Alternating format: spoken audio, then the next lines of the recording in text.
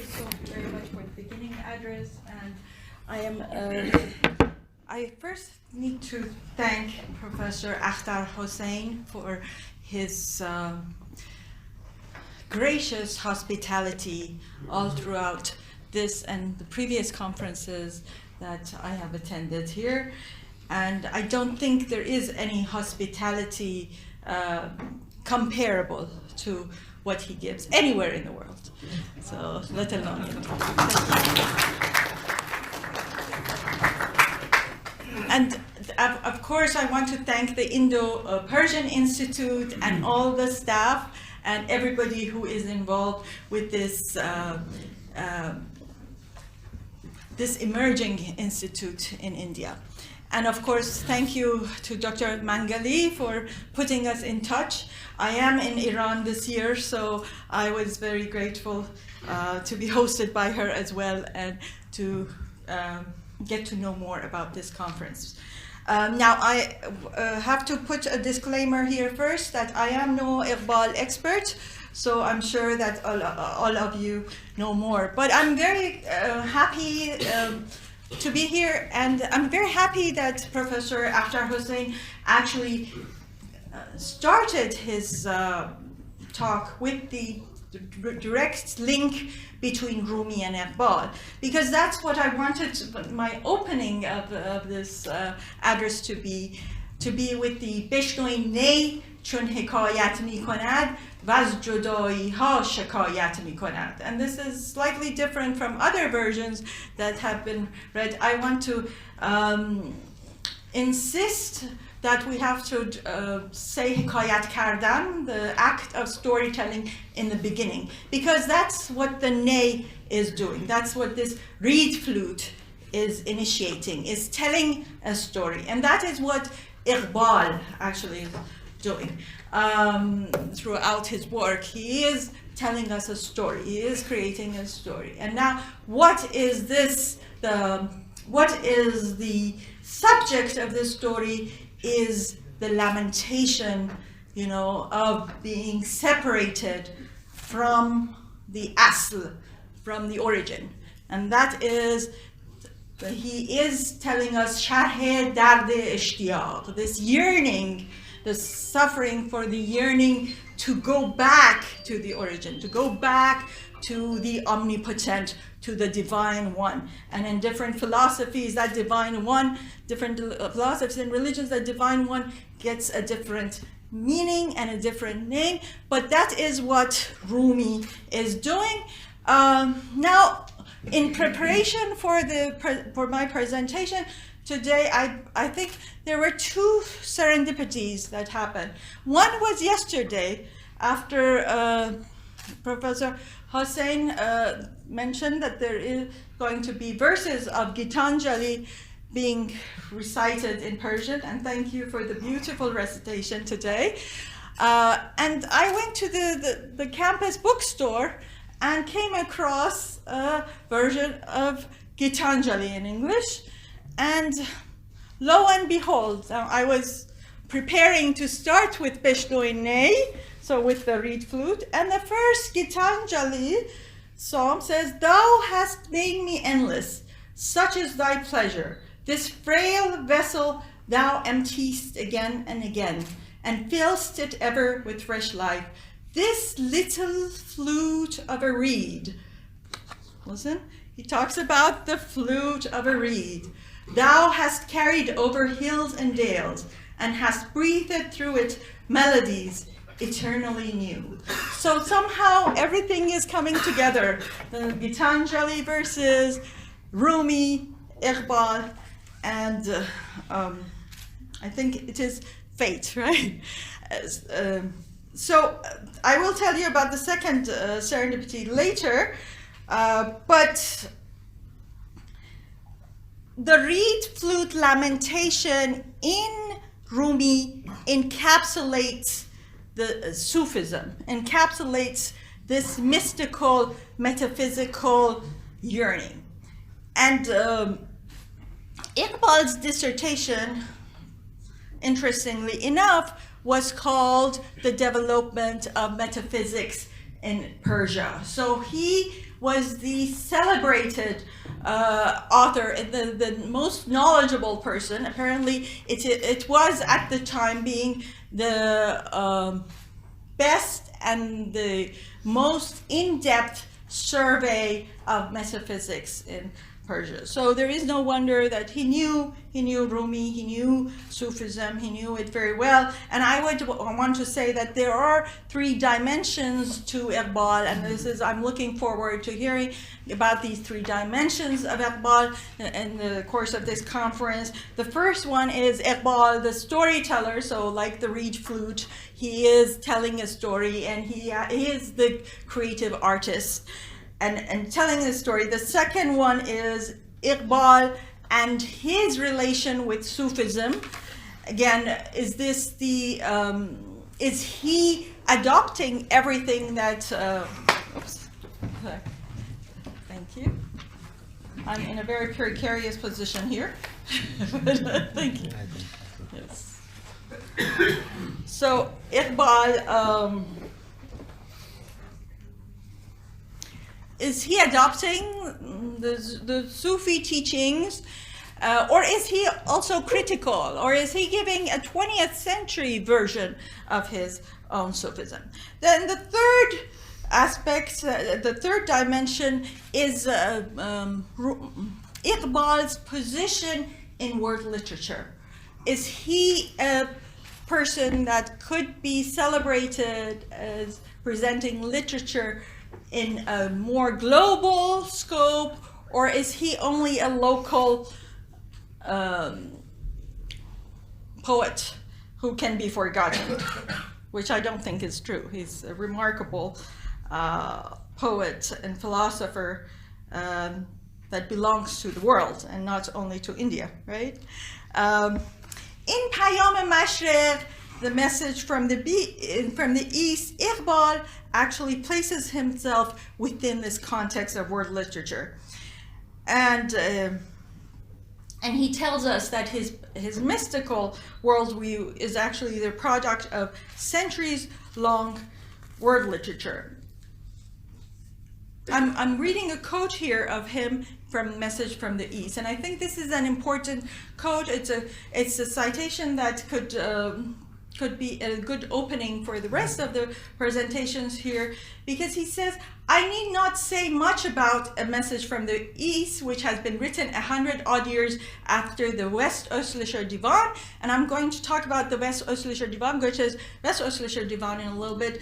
My readers will by themselves appreciate that the main purpose underlying it is to bring out moral, religious, and social truths bearing on the inner development of individuals and nations. There is undoubtedly some resemblance between Germany as it was 100 years ago. This is 100 years ago, meaning 1800. Yes, 1800s, right? Not 200 years ago, right? And today's East. The truth, however, is that the internal unrest of the world's nations, which we cannot assess properly because of being ourselves affected by it, is the forerunner of a great spiritual and cultural revolution. And this is 100 years later we're reading this. And what is important about Iqbal's reference to West-Östlicher Divan is that the West-Östlicher Divan, written by Goethe in 1814, was under the influence of Hafiz's translation into German. Hafiz's translation by von Hammer-Purgstall, who came and introduced Hafiz to the German reader. Of course, there were some portions of Hafiz being translated, but nothing to the whole. And I believe in the beginning he called it the Hafizname, and then the second serendipity was that I had studied Goethe's West-Östlicher Divan many years ago, and I remembered that there was a tribute page in the beginning of the West-Östlicher Divan that said he paid tribute to more people, not only to Hafiz, but to Varidatin Ta'atar, Jami, and others. And I was in Tehran. I didn't have access to a research library. I couldn't find that page on any online electronic copies. So what happened was that 2 days before the conference, I go into my family's library, and lo and behold, what I find. This is the second serendipity, that I found a copy from 1951. So just as Germany was coming out of the ashes of the war, they published Goethe's Das Östliche Divan, and here I have the tribute page. So this was not on the copies that I found electronically, but it was here that he gives tribute to Masnavi's Rumi, to Panname of Farideddin, to Shahnameh of Ferdowsi, to Jami, and also to the Quran. So this is an earlier tribute page that was lost in future versions. So, and one verse by Goethe, which I think is very becoming now to read, is where he talks about the Orient and Occident, and I think this is a worldview that Iqbal also adopts. In German, he says, Goethes ist der Orient, Goethes ist der Occident. Nord- und südliches Gelände ruht in Frieden seinen Händen. So the Orient belongs to God, the Occident belongs to God. North and South live peacefully in his hands. So this is bringing, all the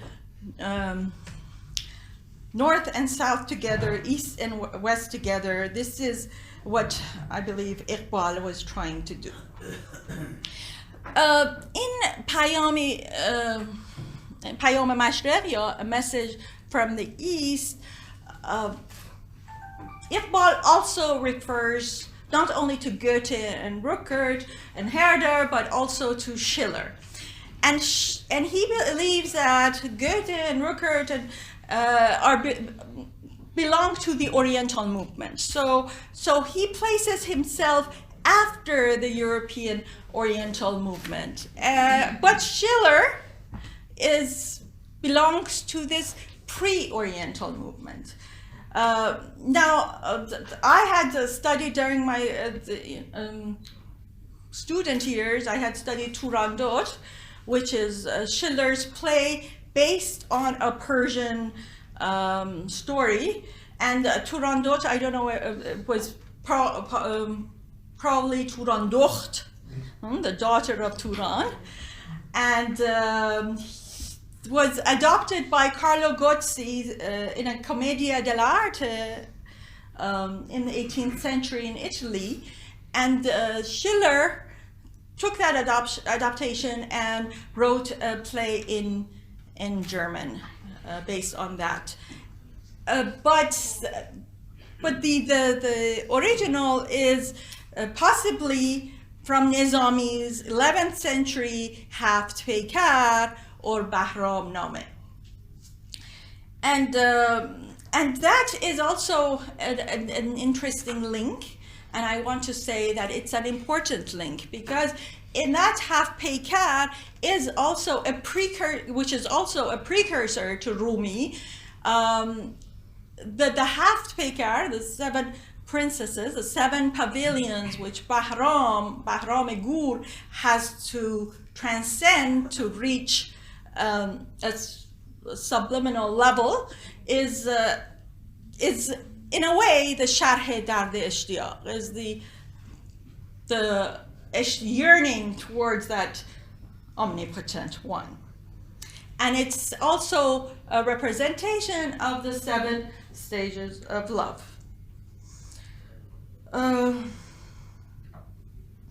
So as we see, Iqbal pays tribute to the long tradition of not only European literature, German literature based on the Oriental movement, but also long tradition of Persian literature.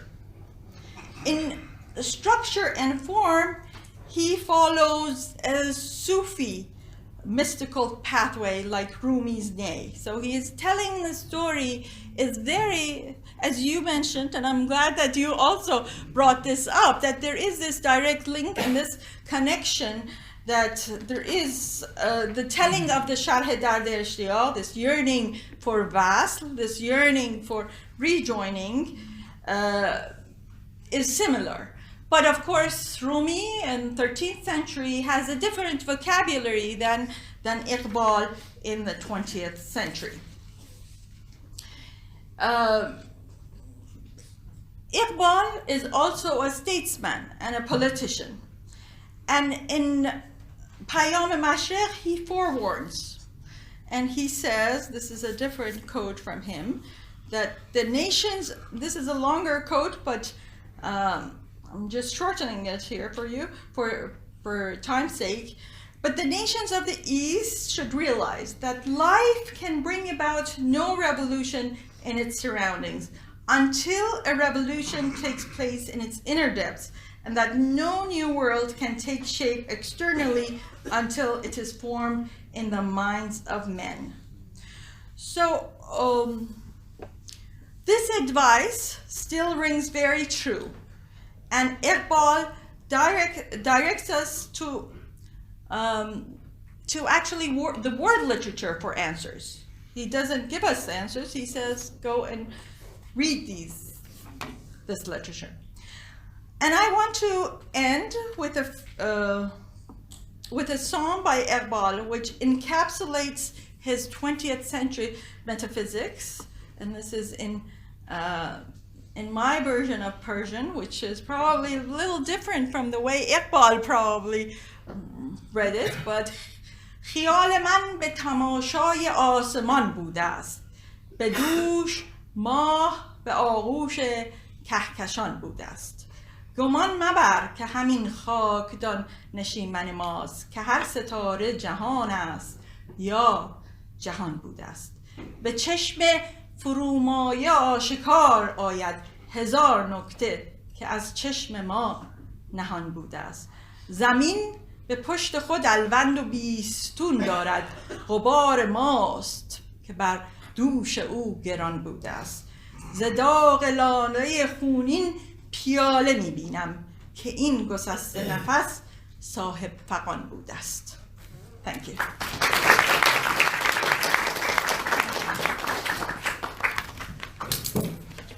Thank you very much, Dr. Perdis Minicher, for giving such a brilliant keynote address.